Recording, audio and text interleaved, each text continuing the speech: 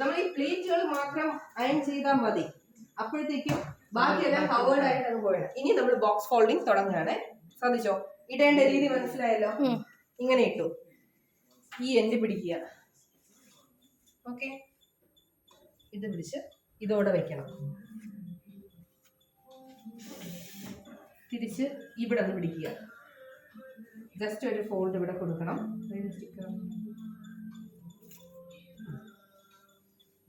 ഇത്രയും മടക്കി ഒന്നുകൂടി.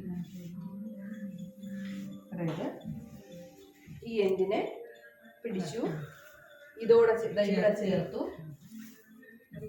ഇത് ചേർത്തിട്ടാണ് ഇവിടെ നിന്ന് പിടിച്ച് അങ്ങ് അറ്റം മടക്കിയ വലിയ ഫോൾഡ് ആയിപ്പോ. അതുകൊണ്ടിട്ട് ഇടയ്ക്ക് ഒരു ഫോൾഡ് ഇട്ട്, ഇങ്ങനെ ഒരു ഫോൾഡ് ഇട്ട് ഇതിനെ എത്തിക്കുന്നു. കണ്ടോ? ഇനി അയൺ ചെയ്യരുത്. നമ്മൾ 2 പോർഷൻ മാത്രമേ അയൺ എപ്പോഴും ചെയ്യാവൂ. കാര്യം സാരി ഇനി ഒരു പിന്ന് തന്നെ, ഒരു പിന്ന് തന്നെ, പിന്നെടുത്തോടെ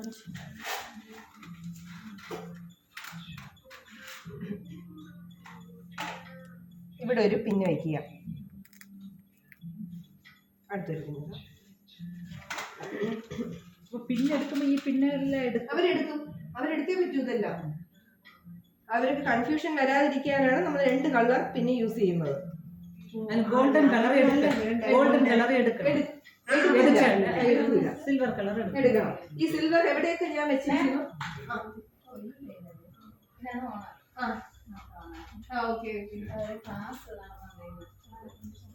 പിന്നെ അതല്ല അതിൻ്റെ പണിയാണ്. സി, അത് കഴിഞ്ഞു. അടുത്ത നമ്മൾ ഇതിനെ എടുത്തു. കണ്ടോ? ശ്രദ്ധിച്ച് കണ്ടോളണം. ഇട്ടു. നിങ്ങൾ അവിടെ ഫേഷ്യൽ ബെഡിൽ ഇട്ട് ചെയ്താൽ മതി. ഇട്ടിട്ട് അത് സീതാ ഇത്രയും പോർഷൻ തള്ളി വിടണം. അങ്ങ് തള്ളി വിടണം. പിടിയിട്ടോ രചന? ഇത്രയും പോർഷൻ, അതായത് ഇത്രയും ഡിസ്റ്റൻസേ വരാവും. കിട്ടിയല്ലോ? ഇതിനെ വീണ്ടും എടുക്കണം. ഇങ്ങനെ മടക്കിയിട്ട് ഇങ്ങനെ മടക്കുമ്പോൾ അതിനകം ഒരു ചുരുണ്ട് മടങ്ങിയ പോലെ വന്നു. സാരമില്ല, ഇങ്ങനെ വെച്ചു. ഇനി ഒരു പിന്ന് തന്നെ. കണ്ടോ എത്ര പിന്ന് കയറുന്നുണ്ടോ? ഇതെല്ലാം അവരഴിക്കണം. അതാണ് ഗോൾഡൻ വെച്ചിരുന്നത്. മറ്റത് പെട്ടെന്ന് എടുത്ത് അവരെ കൊടുക്കുമ്പോൾ അയ്യോ അവരെന്ത് ചെയ്യും, നമുക്ക് ആവശ്യമുള്ളത് കൂടെ അവരെ അഴിച്ചു കഴിഞ്ഞിട്ട് നമ്മൾ മടക്കി ശരിയല്ല എന്ന് പറയും. ഇനി ഒരു വേണമെങ്കിൽ ഇതിനെ തന്നെ തുമ്പിൽ വെച്ചിരിക്കുന്നുണ്ടല്ല, ഇവിടെ വെച്ചത്.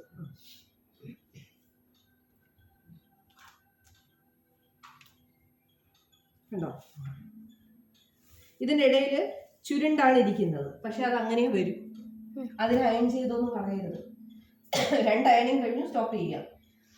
ഇനി ഇത് ഇങ്ങോട്ടുള്ള ഡിസ്റ്റൻസും ഇത് ഇങ്ങോട്ടുള്ളതും കൂടുതലും കുറവായിരിക്കും. കൂടുതൽ. ഇതിനപ്പുറം മടക്ക് വരാൻ പാടില്ല. ഇതിനപ്പുറം ഞാനിപ്പോൾ മടക്കുന്നത് ഇവിടെ നിന്ന് ഇങ്ങോട്ട് മടക്കി. കണ്ടോ? അത് കഴിഞ്ഞ് വന്നാൽ ഇത് ചുരുണ്ട് വരുന്നത്. അപ്പോൾ അതിനപ്പുറം വരാൻ പാടില്ല. ഇവിടെ വെച്ച് സ്റ്റോപ്പ് ആക്കണം. ഇത്രയും. അപ്പൊ ഇങ്ങനെ മടക്കുമ്പോൾ തേക്കുന്നു വേണ്ടേ? കാര്യം അടിയിലുള്ളതൊന്നും തേക്കേണ്ടാത്ത സാധനങ്ങളാണ് ഇരിക്കുന്നത്. അതുകൊണ്ട് തേക്കരുത്. തേച്ചാൽ നമ്മൾ ഉടുക്കുമ്പോഴേ അവിടേക്ക് ഇതിന് അങ്ങോട്ട് ഇവിടെ നിന്ന് മടക്കി. അപ്പൊ ഇത്രയും എക്സ്ട്രാ കിടക്കും. ഇല്ലെങ്കിൽ ഇങ്ങനെ ഒരു മടക്കിട്ടിട്ട് ഇങ്ങനെ മടക്കുക. ഇത്രയും വന്നു. കണ്ടോ? അപ്പോൾ ഈ പ്ലേറ്റ് ഇവിടെ നിൽക്കുകയാണ്, ആ പ്ലേറ്റ് അവിടെ. കണ്ടല്ലോ? ഇതുവരെ കണ്ടു. ക്ലിയർ ആയി.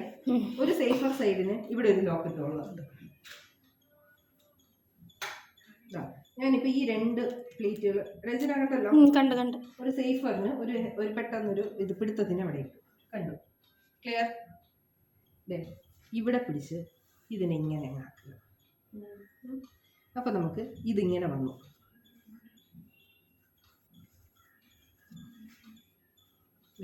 ഇങ്ങനെ വന്നു. ഇനി ഇവിടെ പിടിച്ചിട്ട് ഇതിനെ തൂക്കി ഇങ്ങനെ ഇങ്ങനെ വന്നു. ഇനിയൊക്കെ നിങ്ങൾക്ക് കൺഫ്യൂഷൻ ഉണ്ടാക്കും ഒരുപാട്. മനസ്സിലാവുന്നുണ്ടോ? ഒന്നുകൂടെ കാണിക്കണോ?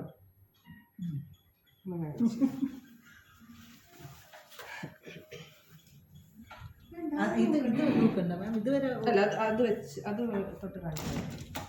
ഞാനെന്റെ ഫോൺ നമ്മൾ ഇതുവരെ വന്നു. ഓക്കെ, ഇങ്ങനെ വീഡിയോ എടുത്തല്ലോ. എടുത്തെടുത്ത്.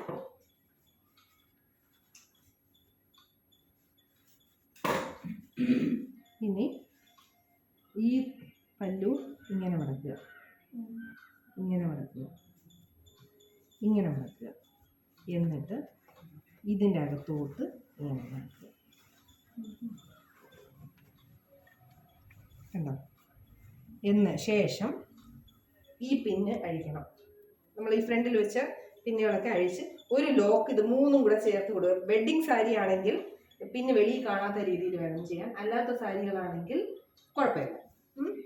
മൂന്നും കൂടെ ചേർത്ത് ഒരു ലോക്ക് ഇവിടെ ഉണ്ട് ഇട്ടിട്ട് ബാക്കി ഇതാ ഈ പിന്നങ്ങ് അഴിച്ച് മാറ്റാം. ഇനി ഇതും കാര്യം മെയിൻ ഒരു ഇത് ഇവിടെ ഉണ്ട്, അതുകൊണ്ടിട്ട് ഇനി എങ്ങും പോവില്ല. ഇങ്ങനെ പിടിച്ചു നോക്കി ഇങ്ങനെ കൊടുക്കും.